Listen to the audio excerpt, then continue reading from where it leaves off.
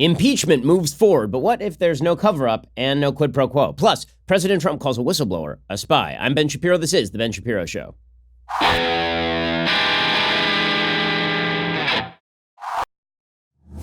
Alrighty, so let's start with the latest developments. According to ENM News, which I have not heard of, but they are, in fact, reporting that Democrats are aiming for a fast, focused impeachment inquiry. They want to get this thing done before the end of the year. According to ENM News, a crucial cache of evidence in hand, House Democrats moved quickly on Thursday with an impeachment inquiry they said would be focused tightly on President Trump's dealings with Ukraine, using an incendiary whistleblower complaint as a roadmap for their investigation.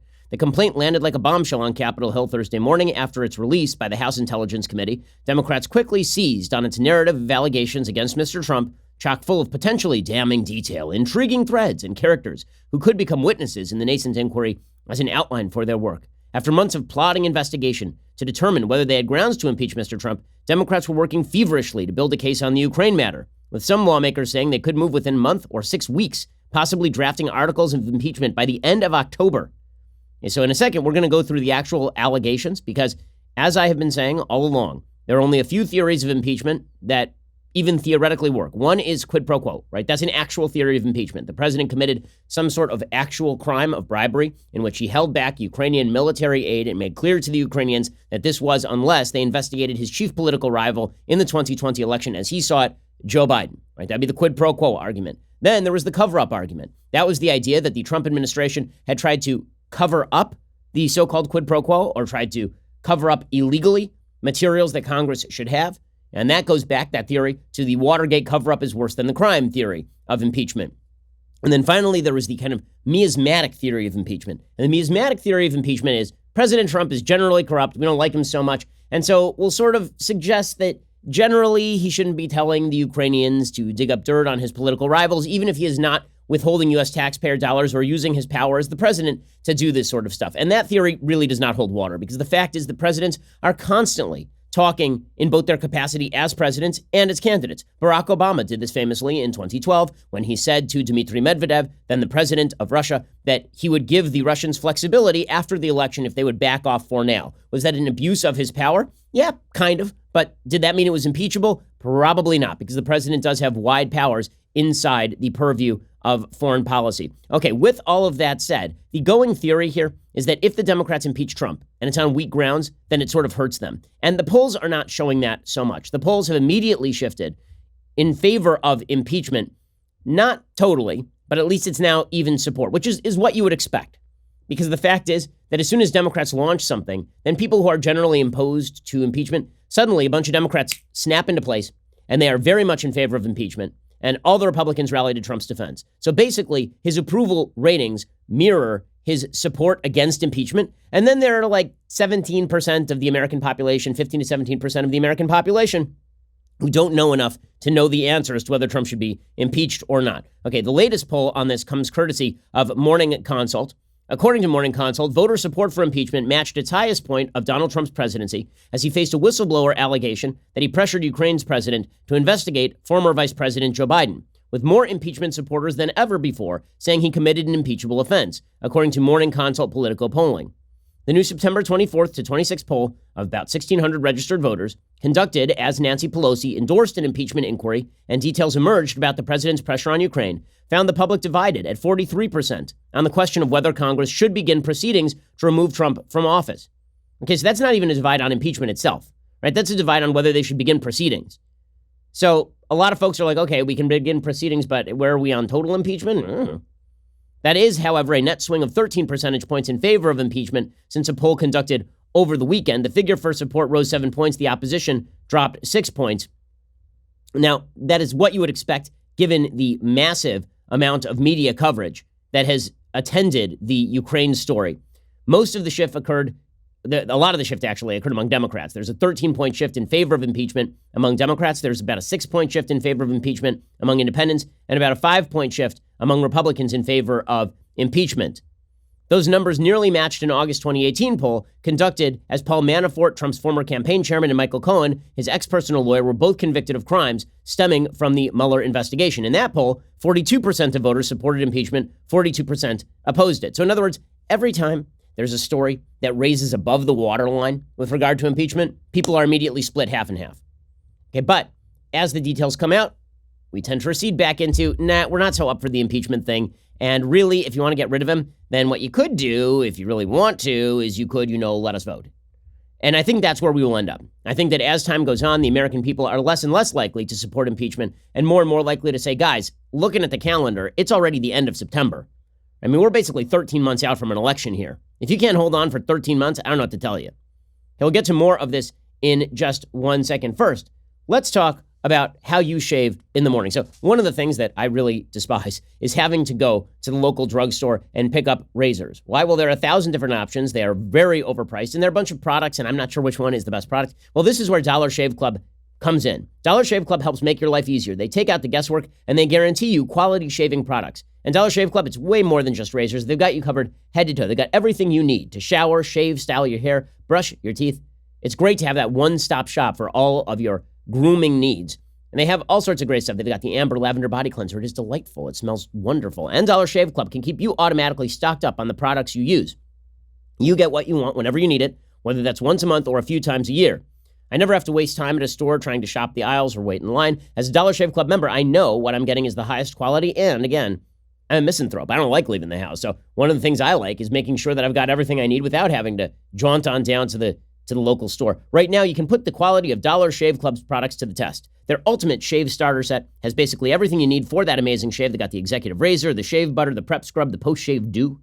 The best part is you can try it for just $5. After that, the restock box ships regular-sized products at regular prices. Get your ultimate starter set for just $5 at dollarshaveclub.com/Ben. That's dollarshaveclub.com/Ben. So as I say, the polls are demonstrating that the American public are kind of split half and half, but that just means that this thing is up in the air. And Democrats want to move fast, which makes sense if they think they've got enough evidence. But here's my problem. I'm not seeing the evidence that they've got enough evidence.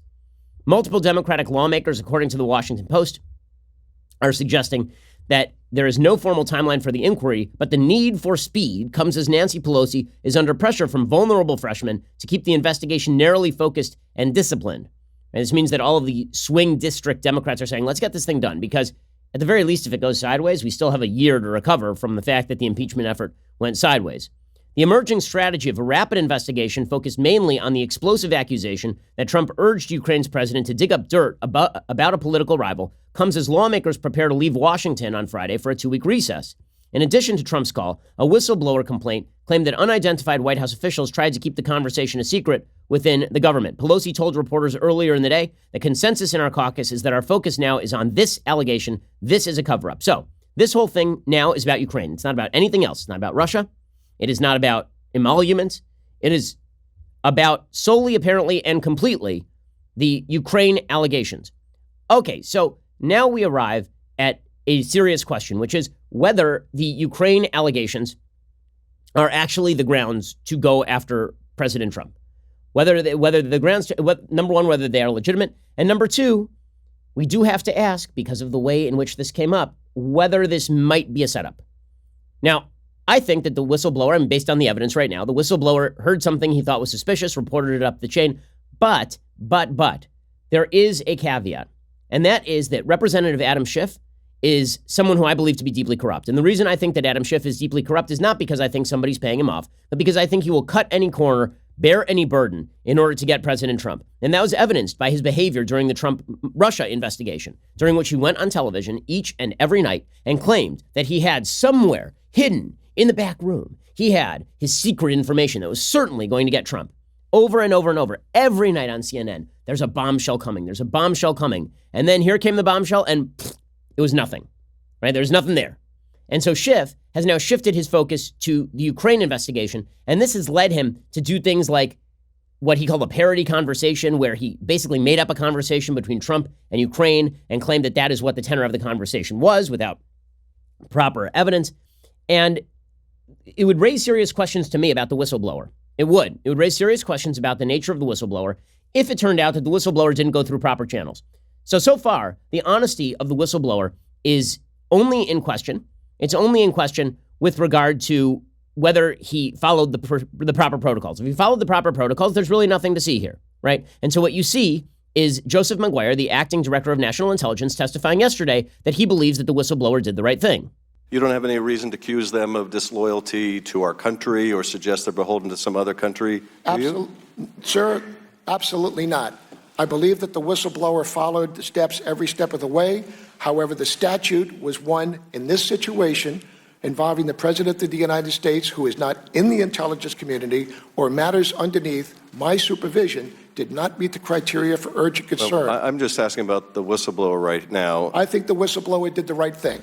Okay, so that's Maguire defending himself as well, saying, yes, the whistleblower did the right thing, but also I did the right thing because this didn't actually meet the definition of urgent concern. But the point here is not actually Maguire. The point is Schiff, because Schiff goes on to accuse Maguire of a cover-up, as though there was this whistleblower report, and the whistleblower report went through all the proper channels, and then Maguire tried to cover it up. But as we will see, there's a little bit of evidence today that maybe the whistleblower didn't actually go through the right process. And I'll explain in just one second. Here's Adam Schiff blaming Maguire, saying Maguire broke the law. By law, the whistleblower complaint, which brought this gross misconduct to light, should have been presented to this committee weeks ago, and by you, Mr. Director, under the clear letter of the law. And yet it wasn't. Why you chose to allow the subject of the complaint to play a role in deciding whether Congress would ever see the complaint. Why you stood silent when an intelligence professional under your care and protection was ridiculed by the president. We look forward to your explanation. Okay, so the idea here is that Maguire did something deeply, deeply corrupt. And then this is backed, supposedly today, by a piece in the New York Times. Julian Barnes, Michael Schmidt, Adam Goldman, Katie Benner, they got the whole team together for this one. And the argument of the piece is that the White House was aware of the whistleblower allegations soon after President Trump's call with Ukraine's leaders. They knew about it, and then they tried to quash it as the narrative that they're trying to build. It says the White House learned that a CIA officer had lodged allegations against President Trump's dealings with Ukraine, even as the officer's whistleblower complaint was moving through a process meant to protect him against reprisals, people familiar with the matter said on Thursday. The officer first shared information about potential abuse of power and a White House cover-up with the CIA's top lawyer through an anonymous process, some of the people said. The lawyer shared the officer's concern with the White House and Justice Department officials following policy. Around the same time, the officer separately filed the whistleblower complaint. Okay, well, once they shared the officer's concerns with the White House and Justice Department officials following policy, nothing illegal has happened here. Nothing bad has happened here, right? Once, like, if the policy is that the White House is supposed to be notified and then they're notified, then that's not a cover-up. But there is something that is suspicious about how the whistleblower went through the process. And that is Adam Schiff. Okay, so Adam Schiff, here's the timeline. This phone call happens July 25th. The whistleblower starts pushing this complaint around through the system August 12th. The Congress is made aware of the existence of the whistleblower complaint on September 9th. Right, that is when Congress is made aware by the Inspector General of the intelligence community that there is this whistleblower complaint that he has deemed an urgent concern. That's September 9th. Here's a tweet from Adam Schiff on August 28th. August 28th, more than 2 weeks before Congress is supposed to be aware that the complaint exists. Right, this is more than 2 weeks. Adam Schiff tweets out, Trump is withholding vital military aid to Ukraine, while his personal lawyer seeks help from the Ukraine government to investigate his political opponent. It doesn't take a stable genius to see the magnitude of this conflict or how destructive it is to our national security. Okay, that is the whistleblower complaint, right? He is now tweeting out 2.5 weeks in advance of Congress knowing about the complaint, what the complaint actually says. So either that is a massive coincidence, or Adam Schiff can read tea leaves like no one else, or somebody in the whistleblowers camp is talking to Adam Schiff. And the latter seems most likely, considering that the original whistleblower complaint was addressed to Richard Burr and Adam Schiff.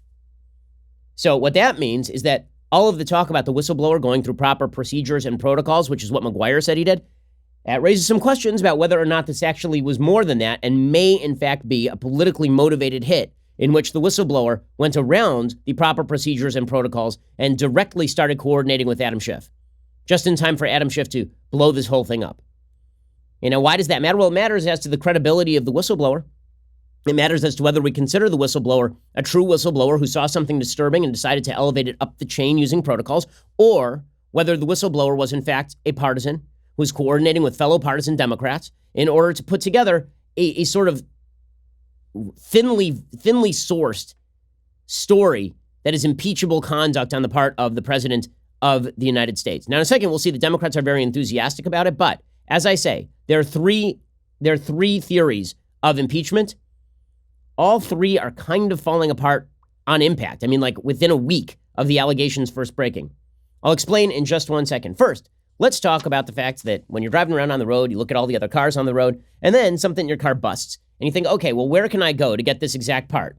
Again, I have one car among many. If I go to the local auto parts store, they're going to overcharge me for a part that may not, in fact, be the perfect part for my car. Well, this is why you should go to RockAuto.com. It's better to order the exact part you need online than wait in line at a store just to find out they don't have your part in the first place. RockAuto.com is a family business. They serve auto parts customers online for 20 years. Go to RockAuto.com to shop for auto and body parts from hundreds of manufacturers. They've got everything. Engine control modules, brake parts, tail lamps, motor oil. They've even got that new carpet. Whether it's for your classic or your daily driver, you can get everything you need in a few easy clicks delivered directly to your door. The RockAuto.com catalog is super easy to navigate. You can quickly see all the parts available for your vehicle and filter by brands, specifications, and prices. Best of all, prices at RockAuto.com are always reliably low, and the same for professionals and do-it-yourselfers. They've got amazing selection, reliably low prices, all the parts your car will ever need. That's at RockAuto.com. Go check them out right now.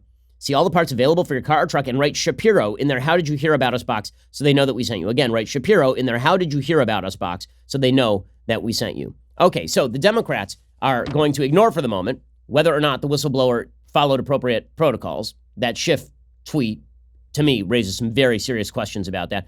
And they're very enthusiastic. Chris Matthews over at MSNBC last night. Very enthusiastic. They got him. They finally got him. This is the moment little Trumpy goes down. Chris Matthews, go. Democrats, if they've got brains and any political savvy, will grab this moment. No more hearings, no more subpoenas, no more contempt citations, no more process. They've got him. And they got him because imagine this is a high crime. It's not something in the statutes. Imagine if in the summer of 1940, Churchill facing the Nazis all alone. It's like the O.J. trial. You get the focus on who killed the woman, who killed the other guy, who did it. And a year later, the focus is all over the place. They don't need more hearings. They don't need more evidence. They got him. It's like O.J. Simpson. I come on in here, my hair's all rumpled, looking like I just slept 2 hours after a drinking binge, just kind of roll on in here and talk about how they got him. They finally got him. They finally got little Trumpy. Chris Matthews, that might have me say. So, no. And then Maxine Waters, the most intelligent among us. I mean, Maxine Waters is really a stellar exemplar of congressional brilliance. She was on with Not Fredo on CNN, and she explained that the grounds for impeachment are there. What exactly are those grounds, Maxine Waters? Please do tell us. There is enough here for articles of impeachment. Absolutely. Already. The president himself admitted that he had a telephone conversation with the president of Ukraine. He also said he did talk to him about Biden. And I believe that in that conversation, he did exactly what is being said about the conversation by others, that he was asking this president to help him with the kind of investigation that would lead to dirt on Biden. You would accept no other explanation? No, there is no other explanation. Okay, well, that's not enough. Okay, that's not enough. If the allegation is that Trump asked for dirt on Biden, you know who else asked for dirt on their political opponent during the 2016 campaign from the Ukrainians? That'd be Hillary Clinton, of course. By the way, side note to that Adam Schiff tweet, the one from August 28th, 2.5 weeks before he's supposed to know about the complaint. The first reply on that tweet is from Alexandra Chalupa. She tweeted, "I have a lot of information on this topic, Congressman. Well-documented information that may be of use to your committee, including coordination of the Trump administration and the Russian Federation to target American citizens and obstruct justice." Who's Alexandra Chalupa? She was the DNC's source working with the Hillary Clinton campaign and the Ukrainian embassy in 2016 to target Trump. So all of this kind of stinks to high heaven. Okay, so with that said, we have now come to the two theories of the crime. Theory number one, President Trump is engaged in a cover-up. So CNBC reported about the whistleblower complaint yesterday. Damning allegations against President Donald Trump and White House officials were exposed Thursday with the release by Congress of a complaint by a whistleblower who's a member of the U.S. intelligence community. Among them is the whistleblower's belief that Trump's actions were so obviously egregious that White House officials promptly launched a cover-up to minimize the chance that Trump's efforts to have a foreign power dig up dirt on leading Democratic presidential contender would become public.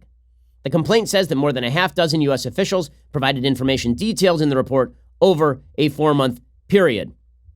Okay, and the deepest, most difficult allegation, and this is the one that was headlined by both the New York Times and the Washington Post, is that senior White House officials intervened to quote-unquote lock down records of the call with the Ukrainian president, which, quote, according to the whistleblower, underscored to me that White House officials understood the gravity of what had transpired in the call.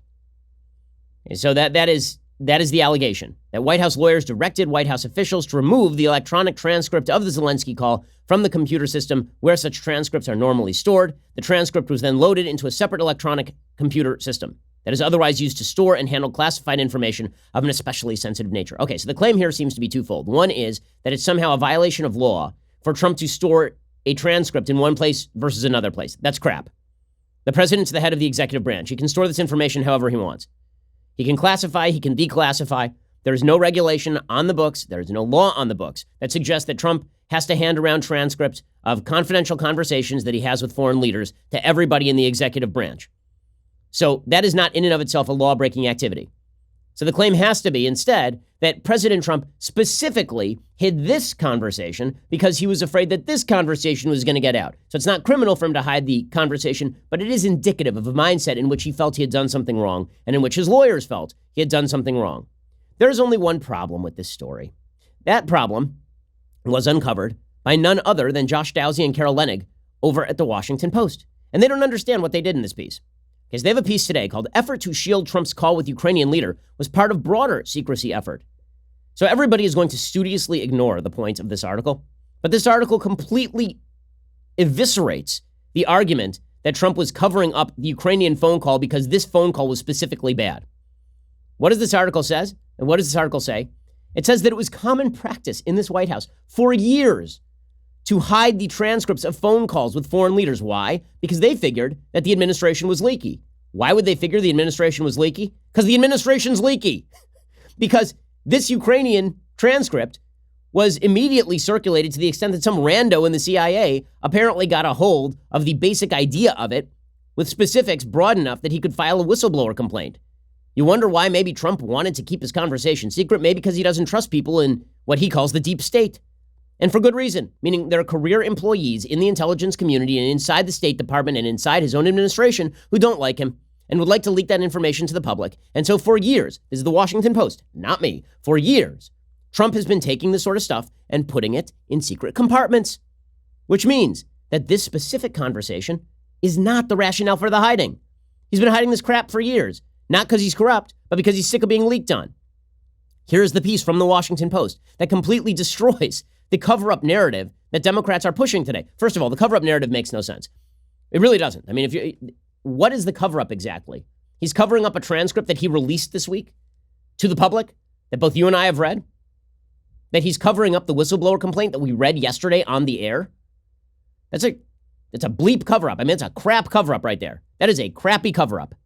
So anyway, the Washington Post reports the White House has taken extraordinary steps over the past 2 years to block details of President Trump's phone calls with foreign leaders from becoming public, following embarrassing disclosures early in his administration that enraged the president and created a sense of paranoia among his top aides. The number of aides allowed to listen on secure drop lines was slashed. The list of government officials who could review a memo of the call's contents was culled. Fewer copies of transcripts went to agencies, and they were stamped with "eyes only, do not copy." And some officials who deliver call memos had to sign for the records to create a custody record if they were to leak, according to people familiar with the moves, who spoke on the condition of anonymity to describe them. At one point in 2018, Defense Department officials were asked to send back transcripts of calls to the White House after Trump aides grew worried they could be disclosed, according to former senior administration officials. And then they say that this Ukrainian thing is part of a pattern. Okay, so let me get this straight. It's a cover-up if he's been doing the exact same thing with every other call for 2 years? That ain't gonna cut it. That ain't gonna cut it. So we'll get to more on the so-called cover-up in 1 second. Then we'll get to the quid pro quo, which in and of itself is collapsing. We'll get to that in 1 second as well. First, September is National Life Insurance Awareness Month. You weren't aware of that, were you? Well, now you're aware, which means not only are you aware that this month is National Life Insurance Awareness Month, that should make you aware you need life insurance because 40% of Americans do not have life insurance. And you should, because if you're an adult, you want to make sure that your family is taken care of in case, God forbid, you should plot. Right now, prices are the lowest they have been in 20 years. And Policy Genius has made it easier than ever to get covered. You know, you don't want to sit around thinking about death, sourcing all this stuff, trying to do it by word of mouth, and then not getting competitive pricing. Policy Genius is going to take care of it for you. Policy Genius is the easy way to shop for life insurance online. In minutes, You can compare quotes from top insurers and find your best price. Once you apply, the Policy Genius team will handle all the paperwork and the red tape. And Policy Genius doesn't just make life insurance easy. They can also help you find the right home insurance, auto insurance, disability insurance. Policy Genius makes it super simple. If you need life insurance but you haven't gotten around to it, this month is as good a time as any. Go to PolicyGenius.com, get quotes, apply in minutes. You can do the whole thing on your phone right this very instant. Policy Genius, the easy way to compare and buy life insurance. Okay, so once again, just to restate, the three theories of the case of impeachment. I'm going to keep saying this because it's important that we clarify and we're organized in our thinking. Key theory number one, Trump merely asking for the Ukrainians for information on Biden is impeachable. Nope, not true. Okay, not true. It isn't. It's not a crime. It's not a misdemeanor. No. It's bad. He shouldn't do it. He shouldn't be telling the Ukrainians to investigate his political opponents. I don't like it. You don't like it. Nobody likes it. Not impeachable. Okay, theory number two, there's a massive cover-up. Trump took he knew something was wrong. He took the documents. He stacked them in an electronic folder, and then he covered it up. Except that you have access to the transcript. I have access to the transcripts. The House was given access to the complaint. You were given access to the complaint. I was given access to the complaint. So this is the worst cover-up in all of human history. And third point, he didn't specifically cover up this transcript. According to the Washington Post, he's been doing this sort of thing for years because he's afraid of leaking. Why would he be afraid of leaking? Well, maybe because things like the content of the whistleblower complaint are being leaked weeks in advance to Adam Schiff, who's then tweeting them out to the broad public weeks before they are publicly available. Maybe that. Okay, so this brings us to the final and most powerful theory of the impeachment case, and that is the quid pro quo. Right? That is the idea that President Trump withheld the military aid in favor of trying to get the Ukrainians to investigate all of his favorite political causes. Right? That's the theory. And the transcript comes out earlier this week, and the transcript at least lends credence to that theory. Right? The transcript can be read in a couple of different ways. One of those ways is Zelensky trying to pry military aid from President Trump. And President Trump basically saying, I need you to do a bunch of things. I want you to investigate the 2016 election. Also, if you could investigate Joe Biden, that'd be great. That's one way of reading it. The other way of reading it is Zelensky trying to wheedle Trump for help, and Trump basically being like, you know what? I need you to not be corrupt, and my elements of corruption are, I need you to investigate all of these things. And also, I'm not making your aid conditional on that. I'm just saying that's something that I'd like to see you do. Right there, those are the two ways of reading that conversation. Well, obviously, the Democrats would like to read this in the most nefarious way. And so Cory Booker, the failing presidential candidate from New Jersey, the senator from New Jersey, Mr. Potato Head, he's on with Ali Velshi over on MSNBC, and he suggests that President Trump is withholding aid, and that is, in fact, an act of treason, which I guess means that you're going to, take Trump out and shoot him? It's an act of treason. By the way, Bernie Sanders also called President Trump treasonous yesterday. Local man who has praised every communist dictatorship of the last 50 years has words about treason. Anyway, here's Cory Booker making that same general point. It's not surprising that Donald Trump doesn't know the difference between patriotism and treason. If there's any treasonous actions here, it is coming from the White House as is being indicated by what we're discovering. And so here again is Donald Trump with sounding more like a threatening thug than giving forth the ideals of a statesman. And his rhetoric, he gives license to people to do dangerous things, from his failure to condemn white supremacists to even the way he talks about what is patriotic duty. Okay, so this is a bit of an overreach. The reason that it's a bit of an overreach is because we're going to go through a couple of rather important notes here. Okay, and here's the point. If you're going to make a quid pro quo, then you actually have to make the quid clear. Right? If I'm going to threaten you, then I actually have to make the threat clear. If I want you to cast Johnny Fontaine in your new movie, I'm going to need to leave a horse's head in your bed. If I want you to cancel your contract with the band leader, I'm going to need your brains or your signature on the piece of paper. A threat is a threat only when there is an actual threat, and only when you know there's a threat. Because if I just say to you, I'd love for you to cast Johnny Fontaine in your latest picture, and you say no, and I say, no threat has taken place. That's called a conversation. Once the horse's head shows up in the bed, then the threat is made amply clear. Okay, so the transcript of the conversation is read in a certain light only if the Ukrainians know that military aid is being withheld. Right, that seems pretty simple. Right? It seems like a pretty simple precondition. If they know that the aid is being withheld, then that obviously creates a darker look for the conversation. Because if they don't know the aid is being withheld, then they're negotiating for what? Like just generalized better relations with Trump. If they know the aid is being withheld, then obviously that makes the conversation look more desperate. It makes it look like President Trump is pressuring. Well, there are a bevy of sources, as we are about to explore, that suggest that the Ukrainians had no idea that the military aid that was being withheld by the Trump administration as of July was actually being withheld. Really. That's not me saying that. That is the whistleblower complaint saying that. That is the New York Times saying that. That is ABC News saying that. That is the Washington Post saying that. So we're supposed to all believe that a quid pro quo happened, but the baseline sources here say that the Ukrainians weren't even aware that there was a quid. And we'll get to that in just 1 second. First, let's talk about relaxing, feeling better about life, feeling better about yourself, giving up to God what it is that he is in control of. You can only control the stuff that is in front of you. And one of the things that I do as an Orthodox Jew is I pray 3 times daily. And it is a comfort to me. I think that it is important. It puts me back in touch with things that are larger than myself. Well, if you haven't really had time to take the time out to pray, or if maybe your praying hasn't been exactly what you want it to be, there's a great new app and new website out there, and it's called pray.com. It's the #1 app for prayer and sleep. Both anxiety and sleep deficiency can do serious damage to your brain and your body. High stress, lack of sleep can make you more prone to accidents and weight gain and depression. With pray.com, you'll discover a new daily and nightly prayer routine, as well as inspirational Bible stories designed to strengthen your faith and lift your spirit. It's got Old Testament stuff. It's got New Testament stuff.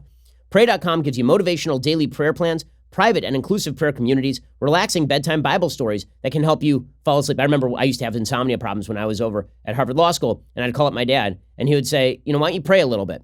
Really, because then you give up control, and it does allow you to relax a lot more. Well, this is one thing that pray.com is great for. Here, the Bible comes to life through stories like Adam and Eve and Noah and the Ark and the 10 Commandments. As part of your daily prayer routine on pray.com, you can build a healthy habit of prayer, gain wisdom from the Bible, fall asleep to bedtime at Bible stories. Right now, my listeners get 60% off a pray.com premium subscription. I think it's wonderful by downloading the pray.com app at pray.com/Ben. That's pray.com/Ben. Over 50 million prayers have been created over at pray.com. Find out why at pray.com/Ben, pray.com/Ben. It really is awesome and I think fulfilling and pretty terrific. Check them out, pray.com/Ben. Okay, so I have a special treat for you today. I'm not going to cut off the stream. We're going to go all the way to the end because there's too much breaking news. We'll get to all that in just a second. First, a couple announcements. Make sure that you tune in today, 7 p.m. Eastern, 4 p.m. Pacific, for our latest episode of The Conversation. Ooh, I will be here for an extra hour answering your questions live on air via the lovely Alicia Krause, my sister, so make them good. The episode will be free for everyone to watch on Facebook and YouTube, but only subscribers can ask the questions. So subscribe to Daily Wire to get your questions answered by me today, 7 p.m. Eastern, 4 p.m. Pacific, and join the conversation. Also, we have a great Sunday special that is coming up this week. You get it early on Saturday if you're a subscriber, and you go get the beverage vessel and all of that, $99 a year. You know the pitch. Our Sunday special this week features National Review's Ramesh Ponnuru, who stops by to discuss all things Trump and election related. Here's a little bit of what it sounded like. People are not willing to concede that intelligent people of goodwill can be on the other side of them from an issue. It's very easy to think of a kind of faceless abstraction of conservatives or liberals, and they're all terrible people.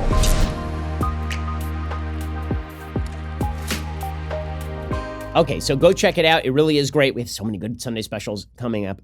Really, like some really awesome ones. It is that glorious time of the week when I give a shout out to a Daily Wire subscriber as well. Today, it is Twitterer Josh Scroggins, whose exceptionally high standards have enriched his life deeply. I mean, look at this right here. In the pic, Josh has placed his elite beverage vessel next to his elite bag of coffee and a handsome coffee press. I mean, ooh, I'm getting thirsty for some Black Rifle coffee right now. He writes, Ben Shapiro, I made a Twitter account just to show off my Leftist Tears tumbler along with my bag of Black Rifle coffee. The finest coffee on the market, by the way. Can't get more American than this. As I sipped it down this morning, a bald eagle circled my house and I heard the Star-Spangled Banner playing.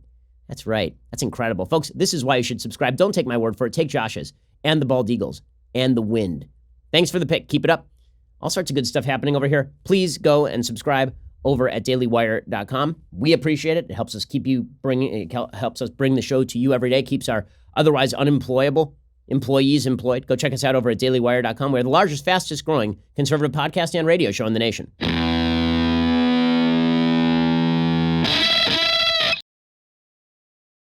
Okay, so quid mic pro. So we're told that there's a quid pro quo. Quid pro quo. Cory Booker says there's a quid pro quo Elizabeth Warren says quid pro quo, right? That it's there, that for sure Trump threatened the Ukrainians. He pressured the Ukrainians, pressured and threatened and pushed. In order for there to be pressure and threats and pushing, you have to push with something. I have to threaten you with something. What if you're not aware of something I'm pushing you with? I remember a while back, I have a brother-in-law who is an engineering student, really brilliant kid, over in college. I won't mention which one for his own safety. And I remember when he was a little kid. I've been married for 11 years, so I've known him since before he was bar mitzvah. And I remember when he was a very little kid, there was a girl in his class who he was sort of friends with and then not friends with and then friends with and not friends with. And at one point, I remember him announcing to the table that he was no longer friends with this girl. And we said, why aren't you friends with this girl anymore? He said, well, she earned too many negative points. And we said, well, what do you mean? He said, well, I have a system. And every time she says something I don't like, I put a point on the board against her. And then she earned too many negative points and I don't want to be friends with her anymore. And we said, well, was she aware that you had this system, this point system? And he said, no. And we all laughed because that's silly. Meaning, like, if you want to incentivize a behavior, you have to make the consequences clear. Okay, so what if, just putting it out there, what if Ukraine had no idea that Trump was withholding military aid? What if they had no clue? What if that whole conversation with Vladimir Zelensky, between Trump and Vladimir Zelensky, took place with Trump understanding that he was withholding military aid, but Ukraine not knowing at all? Not knowing. That would be weird, wouldn't it? That would sort of undercut the quid pro quo argument, would it not? I quote to you today from the Washington Post. The whistleblower complaint doesn't dwell upon the quid pro quo too much, saying it wasn't clear Ukraine was even aware that aid was being withheld. What it does say is that officials believe Trump dangled a meeting with Zelensky as a reward to play ball. So, in other words, it wasn't about military aid at all. It was about just like the prestige of meeting with Trump. That was the big quid pro quo? Really? That Zelensky had to go investigate Biden or Trump wouldn't like get together with him or something? Seriously? That's the quid pro quo? That is a little different in nature and kind from I'm withholding $400 in crucial military aid in a time of war unless you investigate my political opponent. Is it not? A little bit different. And by the way, that quote from the Washington Post is merely paraphrasing what the whistleblower complaint itself says. Quote, as of early August, I heard from U.S. officials that some Ukrainian officials were aware that U.S. aid might be in jeopardy, but I do not know how or when they learned of it. Now, I'm no expert on time. Right, there are people, Neil deGrasse Tyson, who can explain the physics of time to you better than I can. But I am of the solid belief that early August is after late July. So if Ukrainian officials were only aware that Ukrainian aid was being withheld in August, and the call with Zelensky happened in July, then there can't be a quid pro quo on the call in July, can there? Because the quid is not made clear. Okay, but don't take my word for it or the whistleblower's word for it. Let's take the New York Times' word for it. This is a story 4 days ago, right before the release of the transcript. Quote, Mr. Trump did not discuss the delay in the military assistance on the July 25th call with Mr. Zelensky, according to people familiar with the conversation. A Ukrainian official said Mr. Zelensky's government did not learn of the delay until about 1 month after the call. So again, the entire theory of the quid pro quo is that Zelensky's sitting there, really sweating it because Trump is withholding $400 million in military aid in a time of war.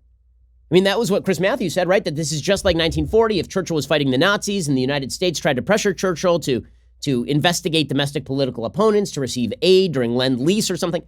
Except that Ukraine was not aware that military aid was being withheld, according to the New York Times. Now, wouldn't you imagine? Let's say that we had an honest media for just as, I know, I'm being silly. I know it's silly. But let's imagine we had an honest media for a moment.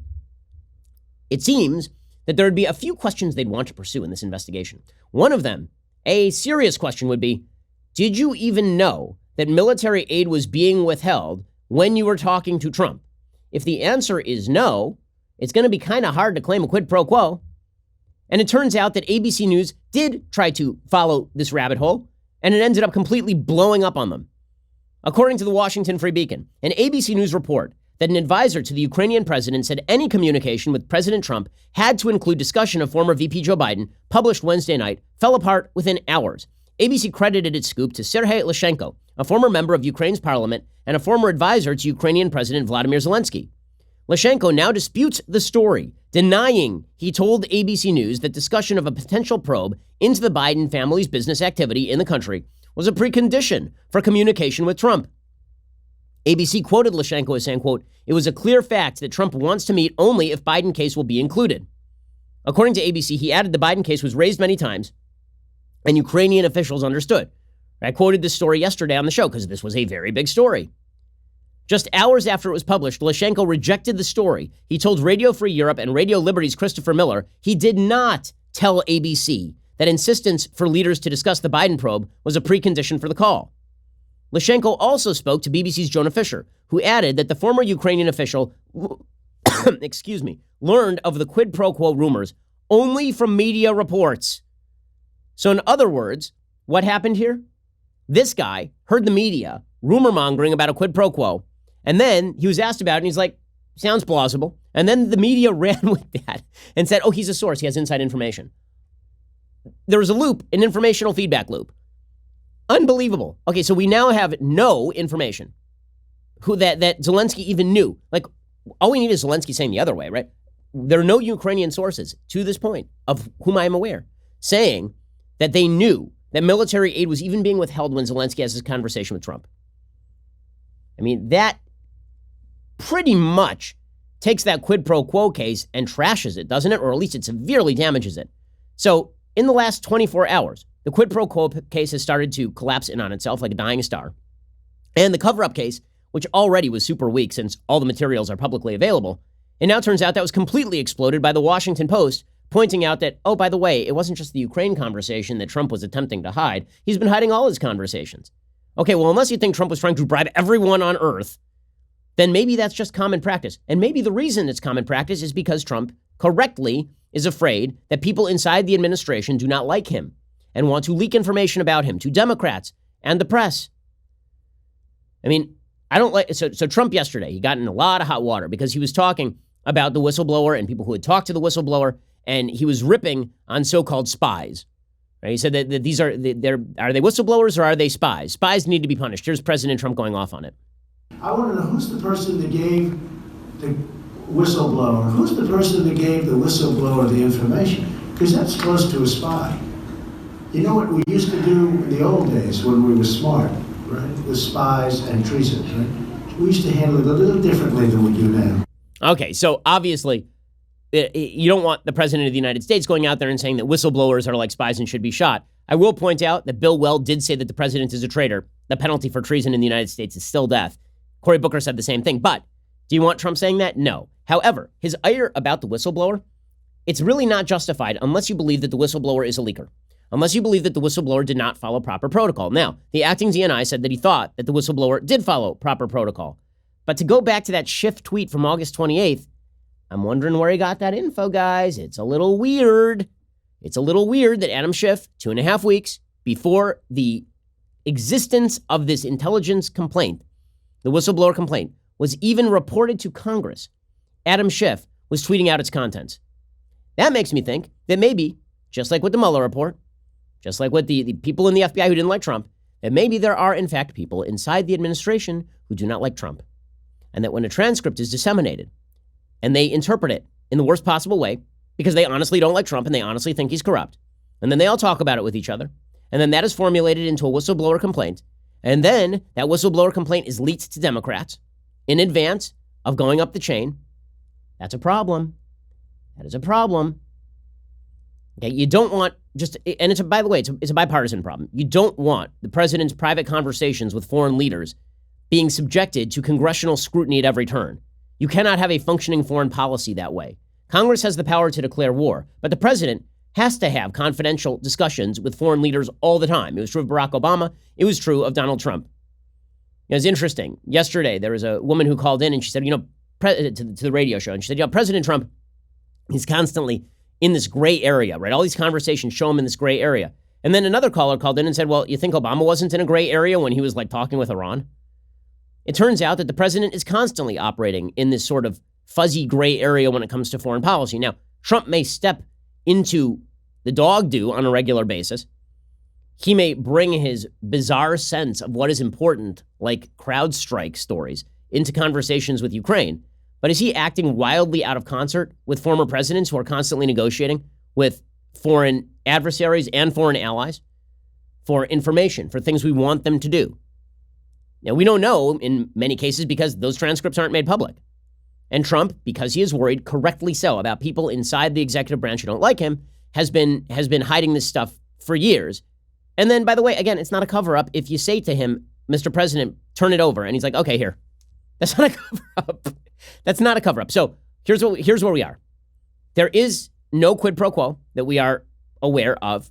That transcript, which could be read in a couple different ways, it looks a lot better for Trump if the Ukrainians didn't know that military aid was being withheld.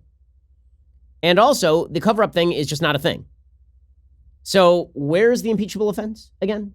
Where is this? Democrats have to charge hard forward because now that Nancy Pelosi has pre-committed, she has to do it. Is it going to damage her? Probably not. People who hate Trump, hate Trump. People who love Trump, love Trump. People in the middle may be annoyed with Nancy Pelosi. But I've never been of the theory that impeaching a president means that you are doomed to lose the next election. That's not what happened with Bill Clinton. It hurt Newt Gingrich to impeach President Clinton, but George W. Bush may have become president in 2000 because Bill Clinton was impeached. Remember, Al Gore could not campaign with Bill Clinton because he was so afraid that Bill Clinton's reputation for being a hound dog would really hurt him. It's the reason why Al Gore was tonguing his then wife Tipper on the stage at the DNC, because he was trying to prove what a grand example of fidelity he was. Turns out later, but at the time, that campaign was George W. Bush saying, I'm going to restore honor to the White House, and Al Gore saying, no, honor is already in the White House. Also, Bill Clinton, can you exit through the back door over here? So impeachment doesn't necessarily hurt the party that undertakes the impeachment. I think Pelosi knows that. With that said, I don't see the grounds for impeachment here. I don't. You want to prove it to me? You want to provide me the information? I'm always willing to change my opinion with new information, but not based on this information. Now, there are a bunch of people in the media who are circling in on comments that have now been made by a couple of different Republicans about how many Senate Republicans would vote for Trump's impeachment if there were secret votes. So Jeff Flake, who is the former senator from Arizona, and obviously he and Trump have been longtime adversaries, he apparently suggested, quote, I heard someone say if there were a private vote on impeachment in the Senate, there would be 30 Republican votes. That's not true. There would be at least 35. And people are taking that to mean, oh, well, that means that secretly they want to impeach him, but they're cowards. Secretly, they know he's a criminal, but they're cowards. Or alternatively, in wish fulfillment land, a lot of Republicans are tired of defending every silly thing that Trump says. And in the best of all possible worlds, they would love Trump's policies without the Trumpian nonsense.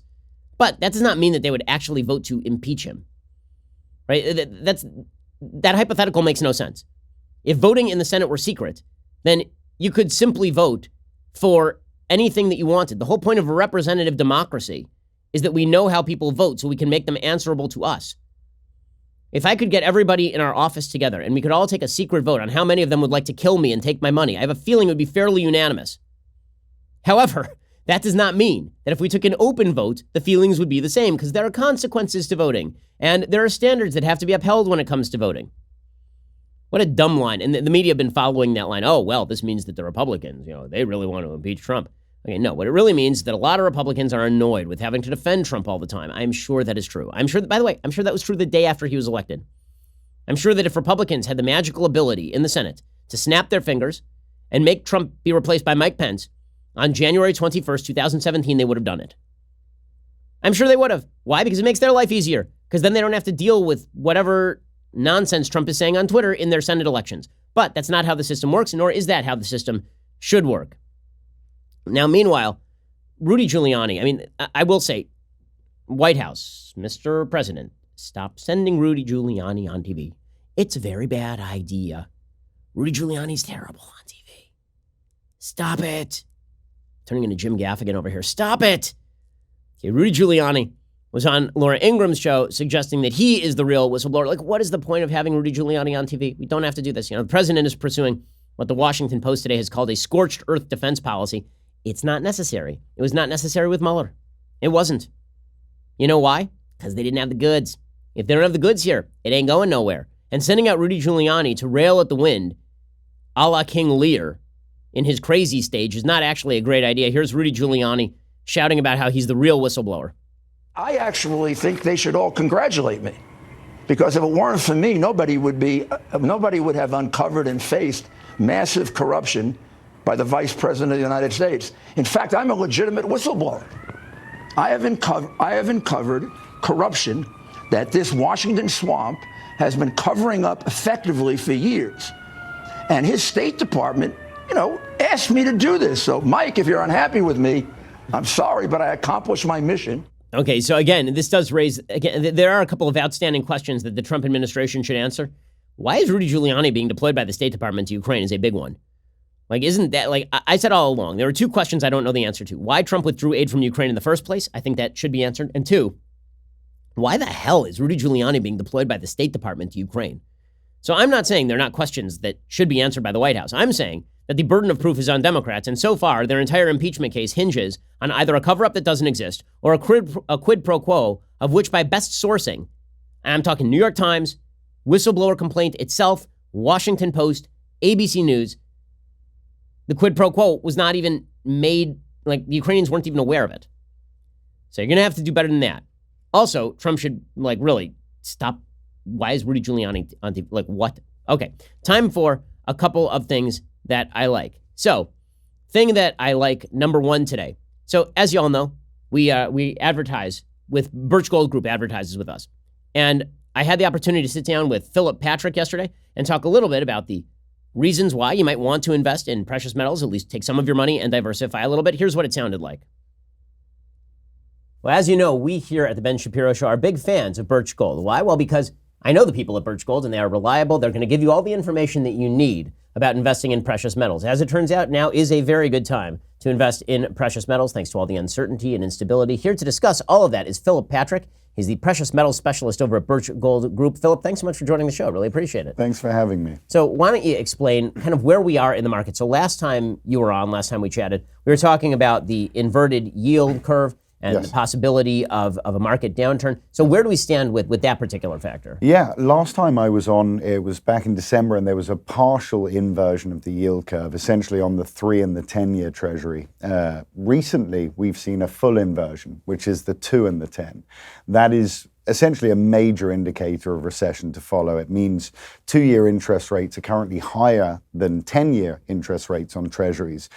One of the most accurate indicators of recession of any other. In fact, for the last 50 years, the yield curve has inverted prior to every major recession, with no exceptions. And it typically gives us a time frame on average of about 12 to 18 months until we see recession. And that's because people are running to invest in short-term bonds because they're afraid of the stock market, correct? Correct, yeah. Long-term prospects for the market don't look good, so short-term looks attractive, as opposed to sort of timing the market out longer term. So what exactly are the factors that you're looking at when you worry about what's going to happen with the stock market? Obviously, the stock market has been consistently going up. It's sort of faltered. Cool. It's sort of been flat over the past year. Well, which factors are you looking at? Look, there's a lot of different things. We mentioned the yield curve last time I was on. We discussed price to earning ratios, which are historically out of whack right now.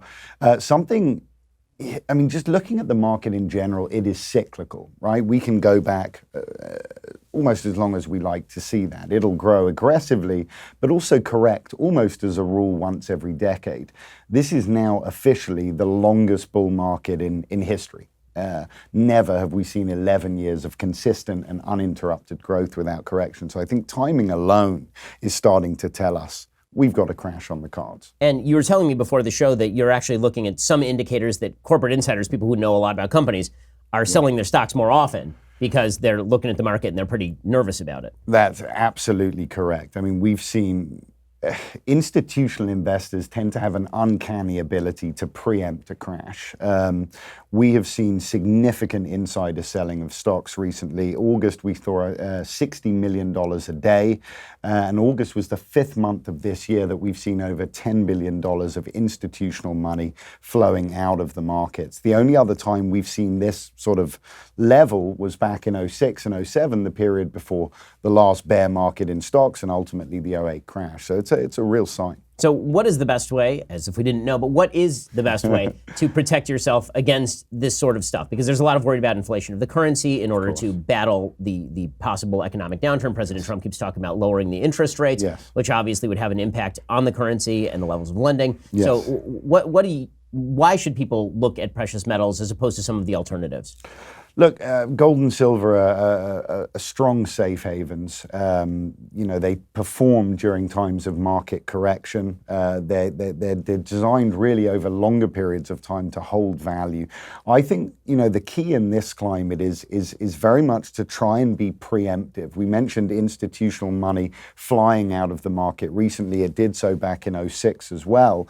The key is the mindset. Individuals often can be very reactive, right? They wait for something to happen, panic, and react to the market. Oftentimes, the opportunity is lost at that point. The key is to be preemptive. The old saying goes, it's better to be 6 months too early than just a second too late. And one of the things that you've talked about before is that, it's not a risky move to move into precious metals. It is actually a safer move, at least in terms of diversification. You've never suggested that everybody should sell every stock they own, buy gold bars and bury them in the desert. No, 100% not. No, you hit the nail on the head. It's about diversification. I think ultimately putting together a hedge. Gold, precious metals are contrarian to the markets. So the idea by taking a portion and putting it into a safe haven, if we see losses on one side, the idea is that climate should drive safe havens up. And the idea is that losses on one side can be mitigated by growth on the other. And I think that's the key. So I've talked about Birch Gold Group, why I think they do a great job with helping you invest in precious metals. Why don't you talk a little bit about what is sort of the advantage of Birch Gold Group as opposed to buying from somewhere else? Of course. I mean, it's our size, our buying power, and ultimately I think we take a very educational approach, right? For us, it's all about the customer understanding the benefits, and really I think if you have comfort level with a move, it allows you to make a decision from a fully informed perspective and in the right way, and that's key for us. Well, you see why I trust the people at Birch Gold Group. I trust them because they will answer your questions. As I say, you should give them a call at Birch Gold Group. You should check them out online, and then you should ask all of your questions. People like Phillip will be there to answer those questions. Get educated, right? Make sure that you feel comfortable. And then when you are comfortable, then maybe you should think about taking at least some of your money and putting it into precious metals as a method of diversification. Phillip, thanks so much for stopping by. Really appreciate it. Thanks for having me. Okay, now another quick thing that I like, because here's the deal, folks. I am off on Monday and Tuesday, unless something breaks over the weekend, in which case I would record a show on Sunday, maybe for Monday. But because it's Rosh Hashanah, I'm not going to be on for another 4 days. So I want to leave you with a good feeling. So yesterday, I have kids who are 5 and 3, and they have never seen Hook. I know, this is one of those movies where if you were an adult in like 1991, 1992, and you saw this movie, you're like, oh, God, that was a long movie. I didn't like that movie so much. And if you are a kid, this was iconic. Right? I was born in 84. So when I watched this movie, I have so much nostalgia for this movie, it's crazy. And now, obviously, because of what happened with Robin Williams, you have even more nostalgia, and there's a certain sadness attached to it. It's not a great movie, but it has some really great moments. It does. Also, weird note, Dustin Hoffman modeled his accent in the movie as Hook on William F. Buckley. But in any case, there's one moment in the movie that is just a beautiful, beautiful moment. And now that I'm a parent, being a parent wrecks you. I mean, it really does. Like, I used to be imperturbable. I used to have no emotions at all. I still have very few. But being a dad really screws you up. And so I was watching this scene last night with my kids. I got my son, who's 3, on one side of me, and my daughter, who's 5, on the other side of me. We're all watching this movie together. We get to the scene, and I am crying like a baby. Here is the best scene in the movie. If you've never seen Hook, spoiler alert, you can watch it later, but here is part of the best scene in the movie. Peter Pan, who's played by Robin Williams, has grown up, and he's now in his 30s, and he's got a couple of kids, and he's forgotten that he's Peter Pan. His kids get kidnapped by Hook. This is the basic plot of the movie, and he ends up having to go back to Neverland in order to save them, but he's forgotten that he's Peter Pan, and so the movie is about him remembering that he's Peter Pan and remembering how to fly. And of course, to fly, according to the Peter Pan story, you need to have a happy thought. And his whole life has been, very troubled and sad, because Peter Pan's life is very troubled and sad, right? He's an orphan who lives by himself, and then he gives up being with the Lost Boys in order to go back to the real world, and then he ages. So what exactly is his happy thought? And this is where Peter remembers his happy thought. I can see why you have trouble finding a happy thought. So many sad memories, Peter. Bye, Daddy. Not Daddy. Daddy. Daddy. Peter, your daddy? Hi, Jack. I know why I came back. I know why I grew up. I wanted to be a father. I'm a daddy. My happy thought. I got it. I got it. I found it. I lost it. Just hold that happy thought,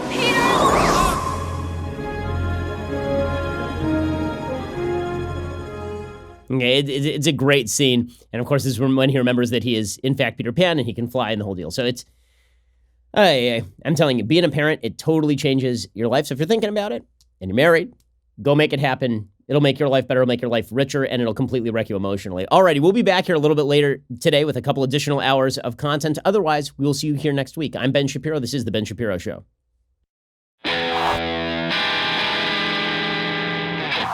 The Ben Shapiro Show is produced by Robert Sterling, directed by Mike Joyner, executive producer Jeremy Boring, senior producer Jonathan Hay. Our supervising producer is Mathis Glover, and our technical producer is Austin Stevens.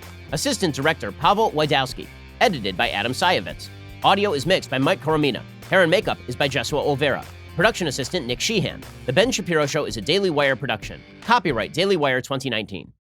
On the Matt Walsh Show, we're not just discussing politics. We're talking culture, faith, family, all of the things that are really important to you. So come join the conversation.